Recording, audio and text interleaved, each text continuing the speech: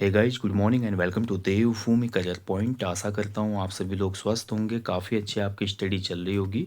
तो आज देखेंगे Uttarakhand GK revision class Mahakumbh भाग 68। देखिए, लगातार मैं आपको उत्तराखंड रिवीजन क्लासेस, हिंदी की रिवीजन क्लासेस और साथ ही जीएस उत्तराखंड और हिंदी की स्पेशल फैक्ट क्लासेस भी दे रहा हूँ। आने वाले UK triple SC and UK PSC परीक्षाओं के लिए ये सभी कक्षाएं बहुत महत्वपूर्ण हैं। इसके अलावा जो यूट्यूब वाली टेस्ट सीरीज है हिंदी उत्तराखंड और जीएस की, वो अभी मैंने रोकी हुई है। जैसे एग्ज़ाम डेट अनाउंस होगी तो टेस्ट सीरीज भी कंटिन्यू कर देंगे। अभी टेस्ट सीरीज बनाने का काम चल रहा है यूट्यूब वाली भी, ठीक है। बाकी देखिए, ये क्लासेस आप बिल्कुल भी स्किप ना करें। स्पेशल फैक्ट क्लासेस में तो आपको बहुत एक्स्ट्रा फैक्ट दिए जाते हैं और कुछ यूनिक टॉपिक भी उसमें आपको कराए जाते हैं। बाकी जो रिवीजन क्लासेस महाकुंभ है, इसमें आपका सिलेबस के आधार पे, जो आपको दिया है आयोग ने सिलेबस, उसी के आधार पे क्लासेस होती हैं, ठीक है। तो इसी क्रम में आज देखेंगे यूके जी के रिवीजन महाकुंभ 68 में उत्तराखंड में जो प्रमुख आपदाएं हैं। तो देखिए, उत्तराखंड जो प्रदेश है, आप सभी को पता है, उत्तराखंड जो भौगोलिक प्रदेश अगर हम देखें उत्तराखंड, तो लगभग 87% भाग हमारा क्या है, पर्वतीय है। 13% भाग हमारा क्या है, मैदानी है। तो 87 हिली एरिया और 13% हमारा प्लेन एरिया है। तो जितना नैसर्गिक सौंदर्य उत्तराखंड में है, उतना ही उत्तराखंड आपदाओं से भी पीड़ित रहता है। उत्तराखंड में आपदाएं घटित होते रहते हैं, जैसे कि भूकंप है, भूस्खलन है। इसके अलावा हिमस्खलन हो जाता है, जंगलों में आग लगती है, ठीक है। और इसके अलावा बादल फटने जैसी घटनाएं आप देखते हैं। तो उत्तराखंड में कौन कौन सी प्रमुख आपदाएं हैं, और साथ ही हम उत्तराखंड में डिजास्टर मैनेजमेंट को भी आज देखेंगे। तो बहुत महत्वपूर्ण टॉपिक है, एग्जाम में डायरेक्ट क्वेश्चन यहाँ से बनते हैं। खासकर अगर आप मेंस एग्जाम की भी प्रिपरेशन करें तो उसके लिए भी एक अच्छा खासा रिवीजन आपका होने वाला है, ठीक है। तो उत्तराखंड की जो प्रमुख आपदाएं हैं, देखिए उत्तराखंड में अगर मैं बात करूँ, सबसे ज़्यादा जो आवर्ती आपदा है उत्तराखंड में, आवर्ती, आवर्ती का मतलब होता है रिकरिंग, ठीक है, रिकरिंग। यानी कि हर साल जो आपदा घटित होती ही होती है उत्तराखंड में, वो है भूस्खलन, ठीक है, जिसको हम जानते हैं लैंडस्लाइड के नाम से, ठीक है, भूस्खलन। इसके अलावा क्लाउड ब्रस्ट, जिसको हम बोलते हैं बादल फटना। तो बादल फटने से ही भूस्खलन की उत्पत्ति होती है कई बार, ठीक है। तो ये जो दो घटनाएं हैं ना, ये आवर्ती आपदाएं हैं उत्तराखंड में। इसको हम आवर्ती आपदा बोलेंगे, रिकरिंग डिजास्टर है, ठीक है। तो चलिए देखते हैं एक एक करके कौन कौन सी आपदाएं हैं, और इनसे संबंधित महत्वपूर्ण तथ्यों को भी यहाँ पे मैं प्रेजेंट करूंगा, लेकिन केवल परीक्षा उपयोगी तथ्य ही हम देखेंगे, ज़्यादा डिटेल में नहीं जाएंगे, ठीक है। तो सबसे पहले आ जाते हैं, देखिए उत्तराखंड की प्रमुख आपदाओं में भूकंप, अर्थक्वेक, ठीक है। आप सभी को पता है दोस्तों, भूकंप जो है सर्वाधिक विनाशकारी एक आपदा है। और अगर रिएक्टर पैमाने पर भूकंप की तीव्रता अगर ज़्यादा है तो समझ लीजिए पूरा विनाश हो जाता है, और जमींदोज हो जाते हैं जितने भी घर, बिल्डिंग वगैरह जो भी होते हैं, पहाड़ वगैरह भी, ठीक है। अगर बात करें उत्तराखंड की, तो उत्तराखंड राज्य का जो अधिकांश हिस्सा है वो जोन 4 और जोन 5 में आता है। जोन 4 और जोन 5, और जोन 4 और जोन 5 जो है अत्यधिक भूकंप संवेदनशील जोन माने जाते हैं। यानी कि सर्वाधिक भूकंप, यानी कि जोन 4 की मैं बात करूँ तो देखिए 7 से 9 के बीच तीव्रता वाला भूकंप आ सकता है। और जोन 5 की मैं बात करूँ, अधिकतम इफेक्टेड एरिया 9 से प्लस का हमारा क्या आ सकता है, भूकंप आ सकता है। भूकंप को मापने का जो पैमाना होता है, रिएक्टर पैमाना होता है, ठीक है। इसको क्या बोलते हैं, रिएक्टर स्केल, रिएक्टर पैमाना। और रिएक्टर पैमाना जो होता है आपका 1 से 10 तक होता है, ठीक है। तो 9 से ऊपर का जो भूकंप होगा, मान के चलो कि फिर तो प्रलय ही हो गया एक हिसाब से, इतना भयानक होता है ये भूकंप, ठीक है। और ध्यान रखेंगे, भूकंप मापने का जो यंत्र होता है उसको सिस्मोग्राफ कहते हैं, सिस्मोग्राफ। और भूकंप का जो अध्ययन होता है उसको कहते हैं सिस्मोग्राफी, ठीक है। सिस्मोग्राफी, ये आपने ज्योग्राफी में पढ़ा होगा, फिर भी मैं आपको एक रिवीजन दे रहा हूँ यहाँ पे। भूकंप को मापने का जो यंत्र है सिस्मोग्राफ, और पैमाना जो होता है जिसमें मापा जाता है, रिएक्टर पैमाने में ही भूकंप की मापन की जाती है। हालांकि और भी पैमाने होते हैं इसके लिए, लेकिन मेनली रिएक्टर पैमाने को ही लिया जाता है। और सिस्मोग्राफी हो गया भूकंप का जो अध्ययन होता है, ठीक है। अब हम बात करें, देखिए भूकंप, आप भूकंप में आपने बेसिकली पढ़ा होगा पृथ्वी में कंपन होना, जैसे कि नाम से पता चल रहा है। अर्थक्वेक क्या होता है, जब पृथ्वी डोल जाती है, पृथ्वी की जो बाहरी परत है जिसको हम क्रस्ट के नाम से जानते हैं, तो पृथ्वी की क्रस्ट इसमें क्या करती है, डोलने लगती है, ठीक है। और कंपन पैदा होता है। और भूकंप, देखिए ध्यान रखेंगे, भूकंप में आपके 3 प्रकार की तरंगे मैंने आपको बताई है। प्राइमरी वेव्स होती हैं, दूसरा आपका देखिए सेकेंडरी वेव्स होती है, और तीसरी आपकी एल वेव्स होती हैं, ठीक है। प्राइमरी यानी कि पी तरंगे, पी तरंगे जो है ठोस और द्रव दोनों माध्यमों में गुजर सकती हैं। एस तरंगे जो होती हैं ये आपका ज़्यादा खतरनाक होती हैं, और एल वाली जो तरंगे होती हैं सबसे ज़्यादा खतरनाक होती हैं, ठीक है, जिनको तृतीयक तरंग भी कहा जाता है। लव वेव्स इनको कहा जाता है। तो एक वैज्ञानिक थे लव नाम से, उन्होंने इसको खोजा था, तो इसीलिए इसको लव तरंग भी कहा जाता है। तो पी तरंग, आपका पी तरंग मैंने आपको बताया कि दोनों माध्यम में गुजर सकते हैं, द्रव और ठोस में। एस तरंगे जो होती है केवल ठोस में गुजरती हैं, सॉलिड में, ठीक है, ध्यान रखेंगे। और एल तरंगे जो होते हैं इनको धरातलीय तरंग भी कहा जाता है, ये सबसे खतरनाक होते हैं, केवल धरातल पे आते हैं। बाकी जो तरंगे जैसे ठोस तरंगे हैं, पृथ्वी के नीचे भी हमारी गति होती रहती है। हिमालय में रोज भूकंप आते हैं, लेकिन वो रिएक्टर पैमाने में 5 से कम के होते हैं, तो वो महसूस ही नहीं होते। क्योंकि हिमालय में भूकंप आने के कारण ये है, जो हमारा प्लेट विवर्तनिकी है, प्लेट टेक्टोनिक्स जो हमारा चल रहा है ना, आपने पढ़ा होगा, कई किताबों में आपको दिया भी गया है, जो हमारा हिमालय में देखिए प्लेट टेक्टोनिक्स की घटना हो रही है, इसकी वजह से भूकंप आते रहते हैं, है ना। तो भूकंप बहुत ही विनाशकारी एक आपदा है। उत्तराखंड कई बार इससे प्रभावित हुआ है, जैसे हम देखते हैं उत्तरकाशी में जो 1803 का भूकंप था, बद्रीनाथ का 1803 का भूकंप था, श्रीनगर में हम देखते हैं जो 1803 का भूकंप था, पूरा श्रीनगर राज्य में अपार जनधन की क्षति हो गई थी उसमें, पंवार साम्राज्य में, है ना। तो ये चीज़ें होती हैं, तो ये भूकंप की तरंग हैं, ये आपको ध्यान रखना है, ठीक है। ये मैंने ज्योग्राफी में आपको करवाया हुआ है, अगर आपने नहीं देखी है क्लासेस तो हमारे एप्लीकेशन स्टोर पे ओनली जीएस का कोर्स है, उसमें मैंने बहुत अच्छे से समझाया आपको, वर्ल्ड ज्योग्राफी चल रही है, उसमें पी तरंगे क्या होती है, एस तरंगे क्या होती है, एल तरंगे क्या होती है, ठीक है, ये अच्छे से बताया गया है। और किस प्रकार से भूकंप, देखिए भूकंप के उत्पन्न होने के भी कारण होते हैं, प्राकृतिक कारण भी होते हैं, नेचुरल कॉजेज, एंड उसके अलावा मानव जनित कारण भी होते हैं, ठीक है, ह्यूमन कॉज भी होता है, जिसमें जैसे कि परमाणु विस्फोट का परीक्षण हो गया, माइनिंग हो गई, ठीक है, डैम का निर्माण हो गया, ये सभी क्या होते हैं, मानव जनित आपके कॉजेज होते हैं, क्लियर, ठीक है। तो भूकंप एक प्रमुख आपदा है। अब इससे संबंधित कुछ महत्वपूर्ण तथ्यों को देखेंगे, जिसमें उत्तराखंड में आए कुछ प्रमुख भूकंप हम देखेंगे। उत्तराखंड में जो प्रमुख भूकंप आए थे, प्रमुख भूकंप, ठीक है, तो अर्थक्वेक जो आए थे प्रमुख, जिसमें हमारा पहला है, देखिए आपका 22 मई 1803, 22 मई 1803, ठीक है, उत्तरकाशी में भूकंप आया था, उत्तरकाशी में। सितंबर 1803, सितंबर 1803, ठीक है, 9 पॉइंट का आया था बद्रीनाथ में, 9.0 का था, ये बहुत ही विनाशकारी भूकंप था। और 1803 का ही वर्ष है दोस्तों जब हमारा श्रीनगर भूकंप आया था, श्रीनगर में भी भूकंप आया था 1803 में, बहुत भयंकर भूकंप था ये, जिसने पूरे श्रीनगर राज्य को आपका लगभग लगभग बहुत से, मतलब मौलाराम ने भी इस भूकंप का वर्णन किया हुआ है कि श्रीनगर लगभग आधे से ज़्यादा श्रीनगर जो था तबाह हो गया था, उसमें अपार जनधन की इसमें क्षति हुई थी, ठीक है। इसके अलावा और भी भूकंप हैं, जैसे सीधे आ जाते हैं हम उसके बाद 1991 में, 1991 में हमारा कहाँ पे, उत्तरकाशी में भूकंप आया था, उत्तरकाशी में, ठीक है।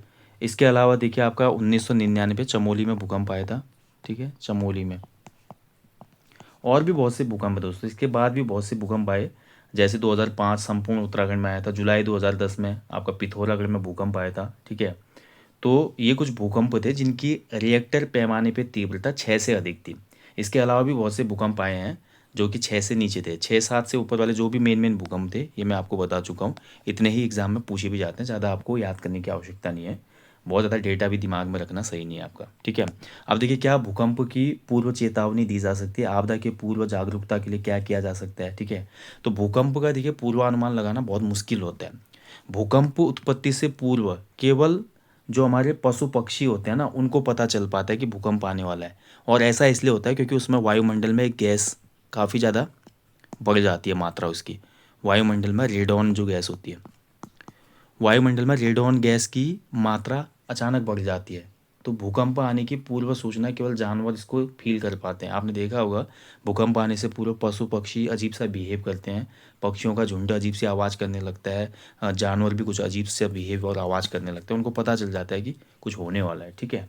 तो केवल उन्हीं को ये पता होता है। इसके अलावा भूकंप का जो अर्ली वार्निंग सिस्टम है, कई बार हमने इसको पढ़ा भी है पूर्व में, इसको डेवलप भी किया है। आईआईटी रुड़की वालों ने भूकंप के लिए एक एप्लीकेशन भी बनाया है, भूकंप के पहले और भूकंप के बाद में जब हमारा डैमेज हो जाता है तो उसके बाद भी लोगों की कनेक्टिविटी के लिए इस एप्लीकेशन का प्रयोग किया जाता है, ठीक है। एप्लीकेशन का नाम याद रखेंगे आप, भूदेव ऐप इसका नाम है, भूदेव, ठीक है, भूदेव ऐप है, आईआईटी रुड़की ने इसको डेवलप किया है, ठीक है। तो भूकंप की पूर्व चेतावनी और साथ ही उसके बाद जो भी चीज़ें होती हैं उसके लिए इस ऐप को डेवलप किया गया है, ठीक है, ध्यान रखेंगे। और ये किसने बनाया, आईआईटी रुड़की ने, ये महत्वपूर्ण है, ये देश का पहला भूकंप संबंधित एप्लीकेशन है अर्ली वार्निंग सिस्टम का, आईआईटी रुड़की, ठीक है। बाकी देखिए भूकंप के लिए जन जागरूकता के लिए देखिए आपका एक मूवी भी बनाई गई जिसका नाम था डांडी कांठी की गोद माँ। ठीक है, मूवी का नाम क्या है? डांडी कांठी की गोद माँ। कभी एग्जाम में पूछेगा क्वेश्चन आपसे कि उत्तराखंड में भूकंप संबंधी जागरूकता के लिए किस फिल्म का गठन किया गया, मतलब किस फिल्म का निर्माण किया गया, तो फिल्म का नाम है डांडी कांठी की गोद माँ। ठीक है, चलिए अगली आपदा देखते हैं। वैसे डिटेल्ड काफ़ी लंबा सेशन है, लेकिन मैं इसको शॉर्ट में कर रहा हूँ ताकि जल्दी से जल्दी आपका रिवीजन हो। नेक्स्ट देखिए भूस्खलन। भूस्खलन जिसको हम कहते हैं लैंडस्लाइड। ठीक है, लैंडस्लाइड होना, और ये उत्तराखंड में घटित होने वाली सर्वाधिक आवर्ती आपदा है। आवर्ती आपदा का मतलब मैं आपको बता चुका हूँ, ऐसी आपदा जो हर साल होती ही होती है। ठीक है, भूस्खलन। तो भूस्खलन से उत्तराखंड राज्य सर्वाधिक प्रभावित रहता है। क्लियर? इस भूस्खलन का मतलब क्या होता है? देखिए भूस्खलन का मतलब होता है भूमि का टूट के गिर जाना, जैसे कि आप इमेज में देख पा रहे हैं। मैंने इमेज भी इसलिए लगाई है ताकि आप इसको समझ पाएँ। ठीक है, तो भूस्खलन जो होता है आपका अचानक से भूमि का भरभरा के गिर जाना। ठीक है, टुकड़ा हो जाना, भूमि के टुकड़े टुकड़े होकर ढाल के समीप गिर जाना। मान लीजिए पहाड़ है ना, तो पहाड़ का मतलब यहाँ से भूभाग टूट के नीचे की तरफ आ गया। कई बार देखा होगा आपने, पहाड़ के नीचे जो रोड होती है, जैसा कि इमेज में भी आप देख रहे हैं, यहाँ से टूट कर नीचे आ जाता है। कई बार रोड अवरोध हो जाते हैं इससे, कई बार कुछ घर जमींदोज हो जाते हैं इससे। तो कई कारणों से यहाँ पर भूस्खलन से हमें क्या होता है? नुकसान होता है। ठीक है, अब भूस्खलन के जो कारण होते हैं उत्तराखंड में, क्या क्या कारण है इसके? देखिए उत्तराखंड में अगर भूस्खलन के मैं कारण की बात करूँ तो कुछ प्राकृतिक कारण हैं, जैसे कि भूकंप आने से भी भूस्खलन हो जाता है। अगर धरती डोलेगी तो पहाड़ों के ऊपर अगर मिट्टी का वजन सहन नहीं होगा, भुरभुरी मिट्टी होगी तो नीचे को आएगी वो, तो भूकंप आने के कारण भी भूस्खलन होता है। इसके अलावा ढाल की तीव्रता, अगर पहाड़ की ढाल बहुत तेज़ है तो उसकी वजह से भी कई बार भूस्खलन हो जाता है।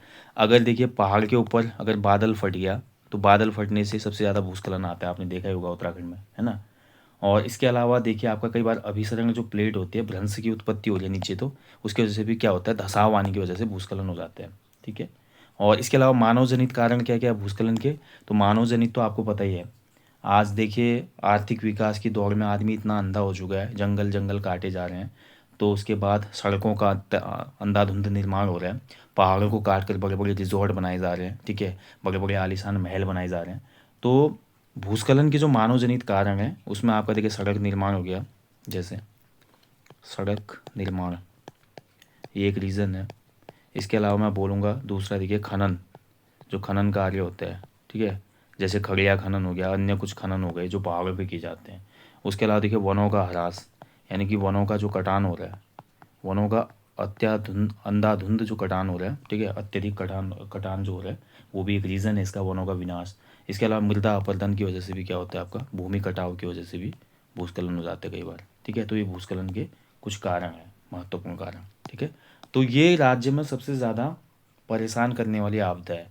आपने देखा होगा बरसात के टाइम पर उत्तराखंड राज्य में हर जगह भूस्खलन की न्यूज़ आती है, सड़कें बंद हो जाती हैं। अब लास्ट ईयर की हम बात करें तो देखिए आप, बादल फटने की वजह से उत्तरकाशी का जो धराली था पूरी तरह से जमींदोज हो गया। ठीक है, खीर गंगा जो आई थी, क्षीर गंगा या खीर गंगा, तो क्षीर गंगा में बाढ़ आने की वजह से क्या हुआ था? पूरा धराली जो मार्केट थी उस तरफ आ गई थी बाढ़, आपने देखा होगा वीडियो फुटेज। तो पूरा धराली का अस्तित्व ही समाप्त हो गया।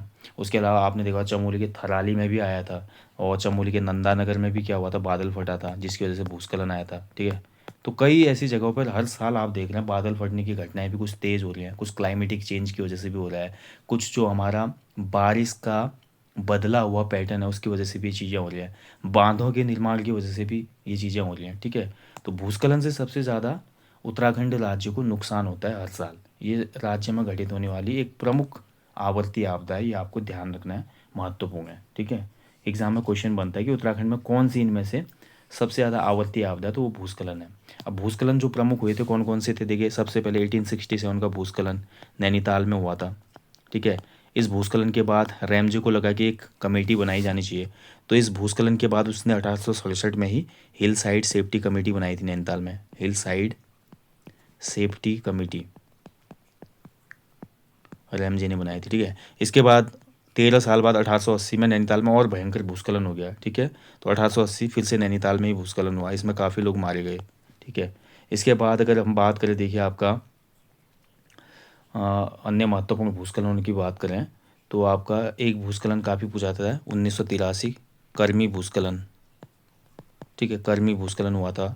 1893 की मैं बात करूँ तो आपका गौना झील में जो भूस्खलन हुआ था, गौना झील टूटी थी उसका भूस्खलन हो गया, ठीक है।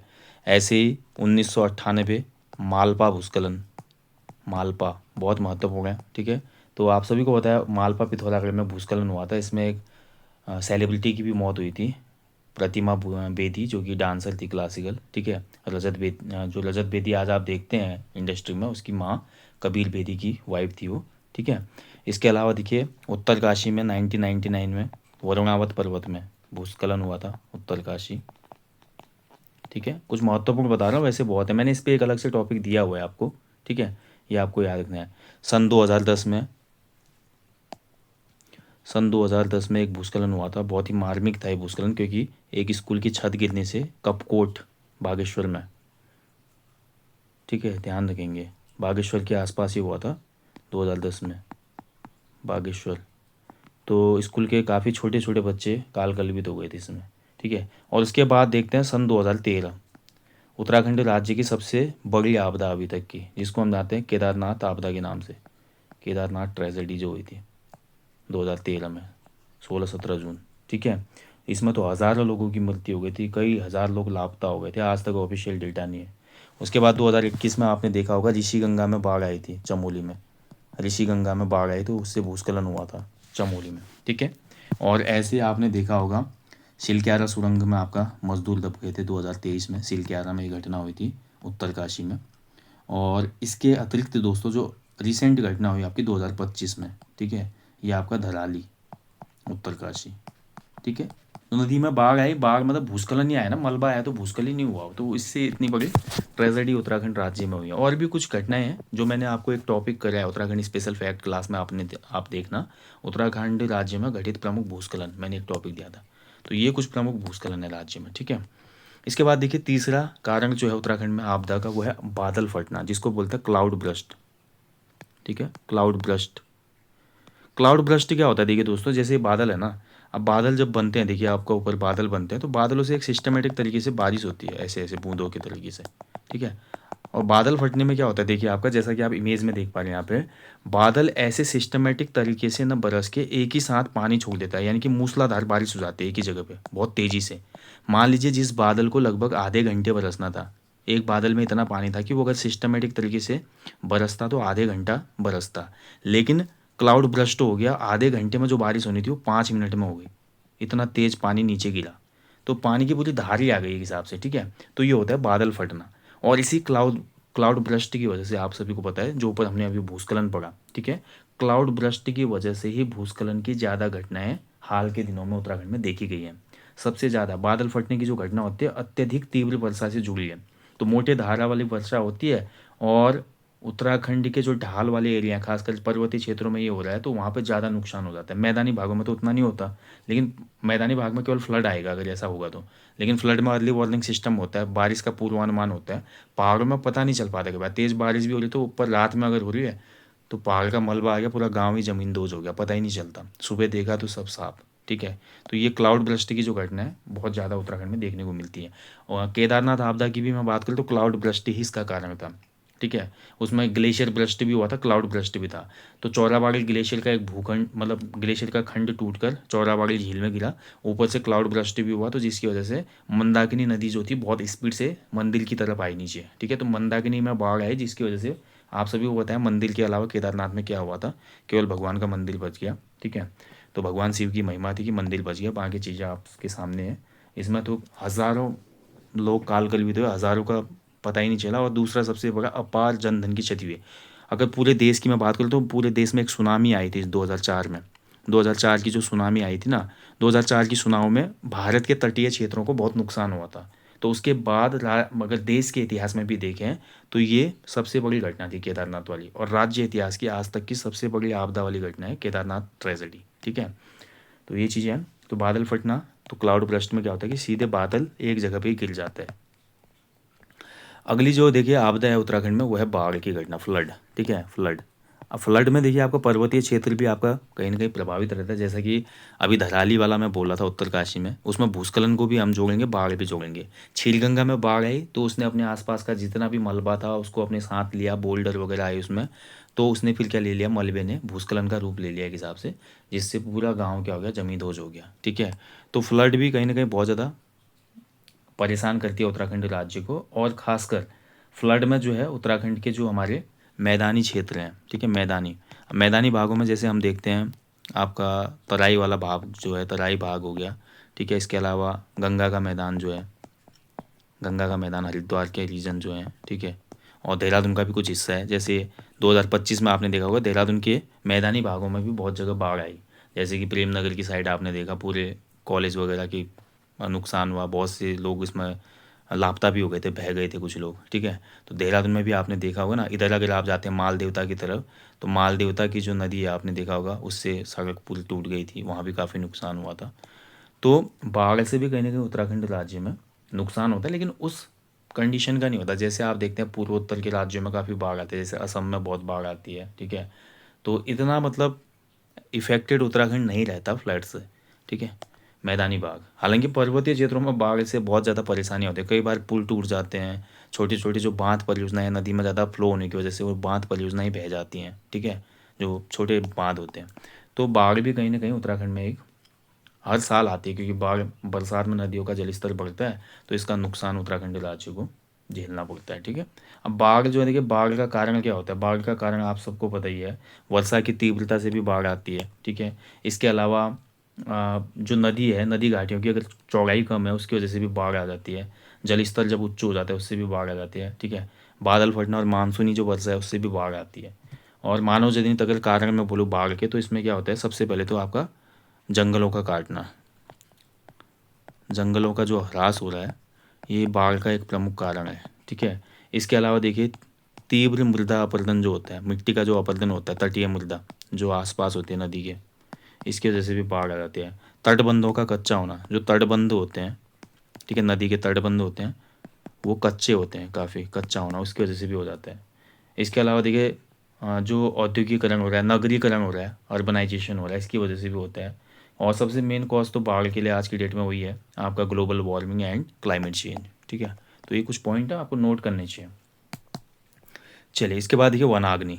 तो वो ये भी एक उत्तराखंड में घटित होने वाली प्रमुख आपदा है, वनाग्नि, यानी कि जो हमारा फायर फॉरेस्ट, जो फॉरेस्ट फायर होती है, ठीक है, यानी कि जंगलों में जो आग लगती है, ठीक है। तो जंगलों में आग लगने की वजह से प्रत्येक वर्ष उत्तराखंड में बहुत से जंगल क्या हो जाते हैं, यहाँ पर समाप्त हो जाते हैं। और जंगलों में आग लगने का जो प्रमुख कारण है, बहुत से कारण हैं जैसे आग लगने के, इसमें मानव जनित कारण भी हैं। मानव जनित कारण में क्या होता है, जंगलों में जानबूझ के आग लगा देते हैं कुछ लोग। आग लगाने का रीज़न ये है कि अच्छी घास आएगी करके, और कुछ लोग मज़े मज़े में ही जंगल में आग लगा देते हैं। इसके अलावा प्राकृतिक कारणों में क्या होता है, जब पत्थर गिरते हैं, गर्मी का मौसम होता है तो पत्थर गिरने से घर्षण पैदा होता है, पत्थर गिरने से घर्षण, ठीक है। कई बार उच्च क्षेत्रों में भी आग लग जाती है जहाँ मानव नहीं पहुँच पाता, आपने देखा होगा दूर से पहाड़ी में आग लगी हुई है, लेकिन वहाँ कोई नहीं पहुँच सकता। उसका रीज़न ही ये होता है कि पहाड़ों में पत्थर के गिरने से घर्षण के कारण उत्पन्न जो चिंगारियाँ होते हैं उससे जंगल में आग लग जाती है, खासकर कब, गर्मी के मौसम में। अब गर्मी के मौसम में सब सूखा होता है, और खासकर उत्तराखंड का जो वन है, उत्तराखंड के पर्वतीय अंचल के वनों में एक प्रमुख वृक्ष है जो इस वनाग्नि के लिए उत्तरदायी है, चीड़ का वृक्ष है। तो चीड़ के वृक्ष से क्या मिलता है हमको, इसकी जो पत्तियाँ होती है पिरूल, जब ये पिरूल सूखते हैं ना, तो सूखने के बाद ये अत्यधिक ज्वलनशील होते हैं, तो जिसकी वजह से जल्दी आग फैल जाती है, बहुत मुश्किल हो जाता है आग को कंट्रोल करना, ठीक है। तो वनों के आग की वजह से क्या होता है कि वनों की जो वार्षिक वृद्धि है उसकी क्षमता में कमी हो जाती है, भूमि की जो जल धारण क्षमता है वो कम हो जाती है। जंगलों में ज़्यादा आग लगेगी तो भूमि की जल धारण करने की क्षमता कम हो जाएगी, जिसके कारण क्या होंगे, जंगल के आसपास के जो भी वाटर रिसोर्सेज होंगे वो सूख जाएंगे, ये एक लॉस हो जाता है। इसके अलावा वनों में जो हमारे दुर्लभ प्रजातियां हैं पौधों की, जंतुओं की, वो भी इस आग की चपेट में आ जाते हैं। और कई बार तो जानवर देखिए जले हुए, मरे हुए, भुने हुए दिखते हैं, ठीक है। तो कहीं ना कहीं बहुत ज़्यादा दुख लगता है ऐसा देख के, जंगलों में आग देख के। तो जंगलों में देखिए दोस्तों आग नहीं लगाना चाहिए, मैं आपको बोलूँगा। और कोई अगर जानबूझ कर आग लगा रहा है जंगल में तो आप उसको रोकिए, क्योंकि आपको पता ही है वृक्षों का कितना महत्व है इंसानी जीवन में। मानव बस्ती के लिए के हिसाब से सबसे बड़ा जो एसेट है वो पेड़ ही है, अगर मैं बोलूँ, ठीक है, मानव जीवन के लिए, मानव बस्ती के लिए। तो आपको अवेयर करना चाहिए लोगों को, ठीक है। और हालांकि 2025 का जो वर्ष रहा उसमें थोड़ा जंगलों में आग कम देखने को मिली, क्योंकि बारिश खूब हुई थी। बारिश ज़्यादा होने की वजह से जंगलों की आग उतनी इस बार डेवलप नहीं हो पाई उत्तराखंड में, ठीक है, क्योंकि भरपूर बारिश हुई थी। अब इस बार 2026 में भी अब आने लग गया सीजन, मार्च से ये घटनाएं शुरू हो जाती हैं, और बहुत ज़्यादा बर्डन भी हो जाता है फॉरेस्ट विभाग पे। अस्थायी कर्मचारियों की नियुक्ति भी करनी पड़ती है आग बुझाने वगैरह के लिए, ठीक है। लेकिन आप लोगों से मैं यहाँ पे अपील करना चाहूँगा इस वीडियो के माध्यम से, जंगलों में आग लगाना सही नहीं है दोस्तों। कई बार देखिए अपने पर्सनल हित के लिए क्या करते हैं लोग, जंगलों में आग लगा देते हैं, जानबूझ के आग लगा देते हैं, घास वास जलाने के लिए, रास्ता साफ करने के लिए, या अब जो फसल काटने के बाद उसका अवशेष होता है, ठीक है, या वनों में मान लो कोई अवैध कटान कर रहा है उसको छिपाने के लिए आग डलवा देते हैं जानबूझ के। लेकिन उसके दूरगामी परिणाम बहुत घातक होते हैं, जैसे कि फ्लोरा फोना जो है उसको तो नुकसान पहुंचता ही है, उसके अलावा जो हमारा एक प्रमुख रिसोर्स है जंगल, जो हमारा वजूद है, वो भी समाप्त हो जाता है। चलिए इसके बाद देखिए उत्तराखंड में अगली जो आपदा है वो है हिमस्खलन, यानी कि जिसको एवलॉन्च कहते हैं, ठीक है, एवलॉन्च। तो एवलॉन्च भी जो है उत्तराखंड में एक प्रमुख आपदा है, ठीक है। हालांकि इससे इतना इम्पैक्ट नहीं पड़ता। हिमस्खलन की जो घटना है उत्तराखंड के उच्च पर्वतीय क्षेत्रों में होते हैं जहाँ बर्फ रहती है हमेशा। तो कई बार क्या होता है, जैसे भूस्खलन होता है, भूस्खलन में मिट्टी आती है पर्वतों की, ऐसे हिमस्खलन में क्या होता है कि बर्फ जो है नीचे की तरफ आ जाती है खिसक कर, ठीक है। तो ऊपर से बर्फ का पहाड़ टूटकर नीचे को आता है, इसी को हिमस्खलन का कहते हैं। अब यहाँ पर रिस्क उन्हीं को होता है, मान लीजिए माउंटेनियरिंग के लिए कोई गया, उस समय हिमस्खलन हो गया, जैसे आपने 2-3 साल पहले एक घटना हुई थी द्रौपदी का डांडा, द्रौपदी का डांडा, ठीक है। तो द्रौपदी का डांडा उत्तरकाशी में देखिए आपका सविता कंसवाल, जो हमारी एक पर्वतारोही थी, उभरती हुई पर्वतारोही थी सविता कंसवाल, इनकी मृत्यु हो गई थी इसमें। और साथ ही लगभग 30 से ज़्यादा लोग थे जो काल कल्पित हो गए थे इस एवलॉन्च में, ठीक है। तो ऐसे अगर सडनली एवलॉन्च आता है तो कई बार जो माउंटेनियरिंग में जाते हैं लोग उनको नुकसान हो सकता है। हालांकि मानव बस्ती तो ऐसे है नहीं उत्तराखंड में, ऐसे हाईएल्टी एरियाओं में जहाँ पर एवलॉन्च की घटनाएं देखने को मिलती हैं।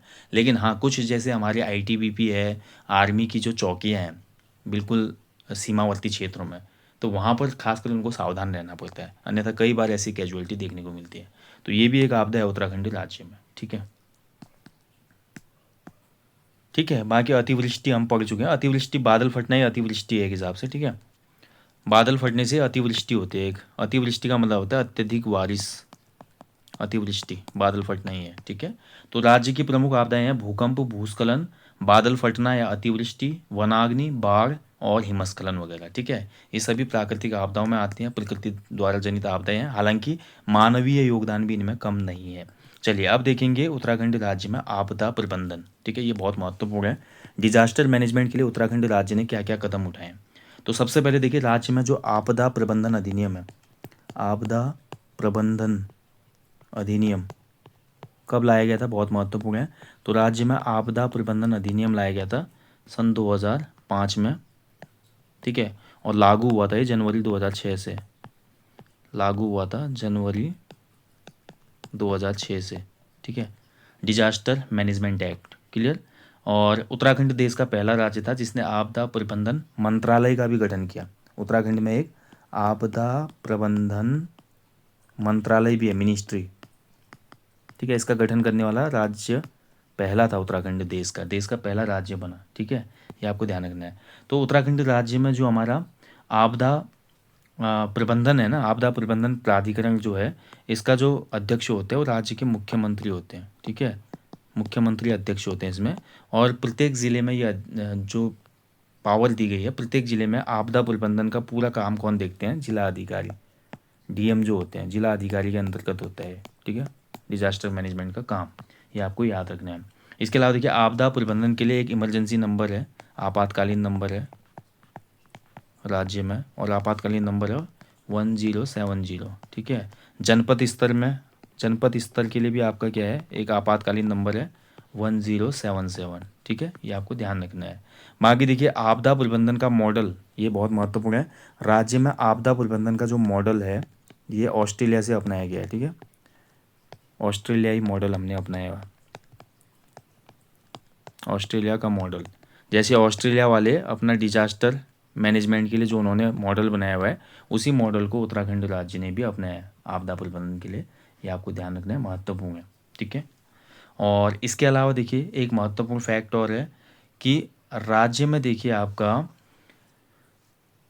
जो सेंटर में एनडीआरएफ होती है, ठीक है, एनडीआरएफ होती है ना, जब भी कोई आपदा आती है तो वहाँ पे एनडीआरएफ पहुँचती है, नेशनल डिजास्टर रिस्पॉन्स फोर्स इसको कहा जाता है। तो ऐसे ही एनडीआरएफ की तर्ज पे राज्य में एक एसडीआरएफ की टीम भी है, ठीक है। एसडीआरएफ का गठन किया गया, स्टेट डिजास्टर रिस्पॉन्स फोर्स। और ये एसडीआरएफ कब गठित हुई थी आपकी, 9 अक्टूबर 2013, ठीक है, 9 अक्टूबर 2013 को इसका गठन किया गया था। इसके अलावा राज्य में एक आपदा प्रबंधन नामक पत्रिका भी आती है, आपदा प्रबंधन पत्रिका, ठीक है, जो कि आपकी त्रैमासिक पत्रिका है, मतलब तीसरे महीने में पत्रिका निकलती है, साल में 4 बार निकलती है, ठीक है।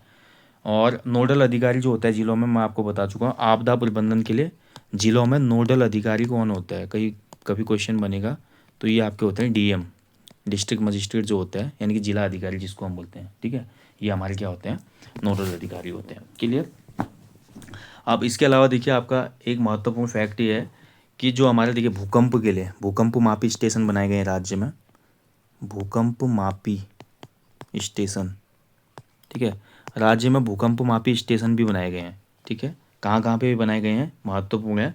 तो राज्य में भूकंप के लिए भूकंप मापी स्टेशन बनाए गए हैं, जो कि देहरादून में है, 3 स्टेशन है, देहरादून, टिहरी गढ़वाल, ठीक है, और गरुड़ गंगा चमोली, गरुड़ गंगा।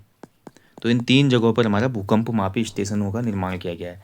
ऐसे ही देखिए मौसम का पूर्वानुमान लगाने के लिए डॉपलर रडार अभी काम कर रही है। एक तो है मुक्तेश्वर में, मुक्तेश्वर नैनीताल, ठीक है, और एक हमारी सुरकंडा देवी मंदिर है ना, जहाँ पे सुरकंडा में आपको देखने को मिलेगी डॉपलर रडार, जो कि आपका पड़ता है टिहरी में, ठीक है।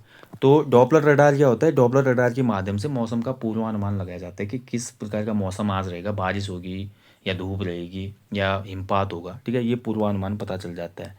तो ये आपका लगा अभी हाल में, देखिए 1-2 दिन पहले की न्यूज़ है, सरकार ने अभी 2-4 जगह और सेलेक्ट किए हैं जहाँ पे डॉपलर रडार वगैरह लगाई जाएंगे, ठीक है, ये आपको ध्यान रखना है। तो ये कुछ कदम उठाए गए हैं।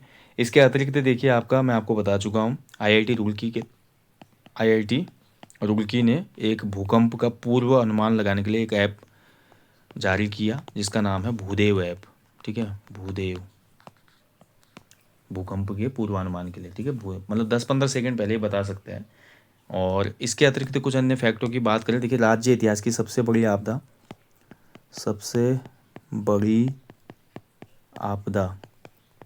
राज्य इतिहास की सबसे बड़ी आपदा जो है वो केदारनाथ आपदा है।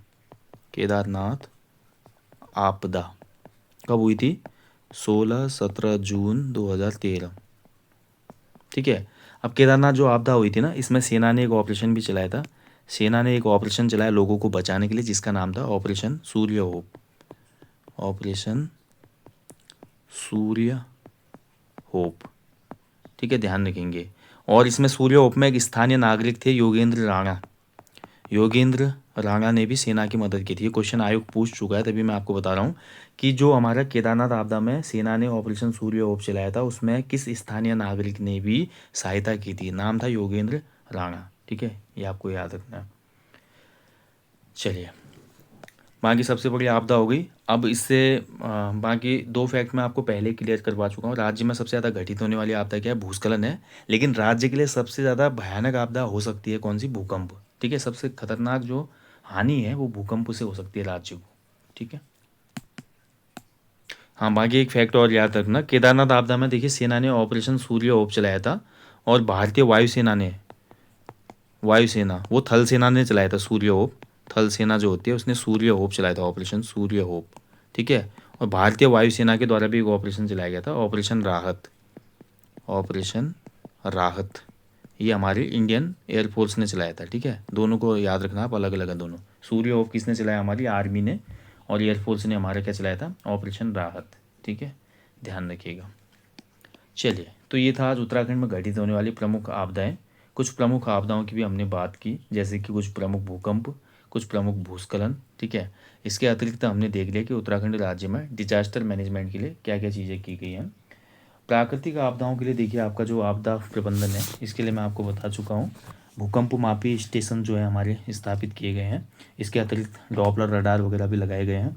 साथ ही देखिए राज्य में एसडीआरएफ का गठन किया गया है, और ऑस्ट्रेलिया के मॉडल पर यहाँ पर हमने क्या किया है, आपदा प्रबंधन का कार्य किया है कि जो हमारा ऑस्ट्रेलियाई मॉडल है उसी के आधार पे, जैसे ऑस्ट्रेलिया में भी क्या होता है, बहुत ज़्यादा आपदाएं आती है, जैसे कि आपका चक्रवात तूफान वगैरह काफ़ी वहाँ पे आते हैं, बाढ़ वगैरह भी आते हैं ऑस्ट्रेलिया में भी, है ना। तो जैसे ही उन्होंने एक मॉडल को बनाया है अपने आपदाओं से निपटने के लिए, उसी को हमने फॉलो अप किया है यहाँ पे उत्तराखंड राज्य में, ठीक है। बाकी भूकंप की जागरूकता के लिए बता चुका मैं आपको, डांडी कांटी की गोद माँ, ये एक फिल्म भी बनाई गई है। ठीक है, चलिए। बाकी हाँ, एक इम्पोर्टेंट फैक्ट ये है, राज्य में देखिए आपका नदी तट पर 2013 में जब केदारनाथ आपदा आई थी ना, तो नदी तटों पर 200 मीटर तक, 200 मीटर, ठीक है, जो नदी होगी ना, नदी तट से लेकर 200 मीटर तक क्या होगा, 200 मीटर तक किसी भी प्रकार का निर्माण कार्य पर रोक लगाई गई है। निर्माण क्या है, रोक लगाई गई है। ठीक है, यानी कि नदी तट से 200 मीटर से ऊपर होना चाहिए। मान लीजिए ये नदी है, तो नदी से 200 मीटर के आसपास के दायरे में आप कोई भी निर्माण नहीं करेंगे। ठीक है, 200 मीटर का एरिया छोड़ देंगे। तो ये एक नियम बनाया गया था 2013 में, हालांकि माना नहीं जाता। आप सभी को पता है, थराली की जो आपदा अगर हम देखते हैं, धराली वाली माफ़ कीजिएगा, उत्तरकाशी में, तो वहाँ पर भी ऐसा हुआ था, नदी के काफ़ी क्लोज थी पूरी धराली की मार्केट, और जब नदी अपने उफान पे आई तो उसके बाद आपने देखा क्या हुआ। ठीक है, तो इस प्रकार से देखिए कई बार ये हो जाता है कि ट्रेजेडीज हो जाती हैं। ठीक है, और ये ज़्यादातर नदी के किनारे की जो एरिया होते हैं वहाँ पे होते हैं। एक फैक्ट और नोट करेंगे जाते जाते, राज्य में देखिए आपका जुलाई 2013 में राज्य में एक आपदा प्रबंधन समिति स्थापित की गई थी। आपदा प्रबंधन समिति भी स्थापित की गई थी। ठीक है, तो आपदा प्रबंधन एक्ट को भी लागू किया, आपदा प्रबंधन मंत्रालय भी बनाया गया। ठीक है, और इसके अलावा देखिए हमारे राज्य में और भी हैं, जैसे कि हमारा आपदा प्रबंधन एवं न्यूनीकरण केंद्र भी है, आप राज्य आपदा प्रबंधन प्राधिकरण भी है। ठीक है, और राज्य आपदा न्यूनीकरण निधि भी है। मतलब आपदा से संबंधित 4-5 निकाय बनाए गए हैं जो कि अलग अलग जगहों पे काम करते हैं। किसी का काम है देखिए आपदा से संबंधित मैनेजमेंट को देखना, किसी का काम है जो एसडीआरएफ उसके संबंधित कार्य देखना, और आपदा के बाद का जो नुकसान होता है उससे संबंधित भी कई बार विस्थापन करना, आपदा से प्रभावित लोगों को उनको पुनर्निवास करना। तो ये सब चीज़ों के लिए अलग अलग यहाँ पे निकाय बनाए गए। ठीक है, चलिए। तो दोस्तों ये था आज उत्तराखंड राज्य में प्रमुख आपदाएं और आपदा प्रबंधन। हालांकि मैंने क्लास बहुत डिटेल में नहीं की, हालांकि ये क्लास बहुत लंबी है और डिटेल में होती, बट एग्ज़ाम के पॉइंट ऑफ व्यू से जो महत्वपूर्ण फैक्ट हैं जो एग्ज़ाम में पूछे जाते हैं उन्हीं को मैंने कवर करा है। ठीक है, चलिए, फिर भी सेशन लंबा हो चुका है। चलिए यहीं पे सेशन को समाप्त करूँगा। बाकी हमेशा की तरह बोलूँगा, अपने जीवन में कम से कम एक पेड़ अवश्य लगाएं, और जंगलों में लगने वाली आग को बचाने के लिए दोस्तों थोड़ा अवेयरनेस अपने आसपास अवश्य फैलाएं। बाकी टेस्ट सीरीज अगर आप लगाना चाहते हैं Uttarakhand UK triple S C group C के लेटेस्ट पैटर्न पर, तो 50 evergreen full length practice set का कोर्स है, एप्लीकेशन स्टोर पे बाइलिंगुअल है, इसको इनरोल कीजिए। साथ ही आपको सब्जेक्ट वाइज डिटेल्ड सॉल्यूशन के साथ टेस्ट सीरीज चाहिए हर सब्जेक्ट की, तो उसके लिए भी एक कोर्स है जो हाल में ही लॉन्च किया गया। मिलते हैं आपको नेक्स्ट सेशन में। Thank you for watching. जय हिंद, जय देवभूमि।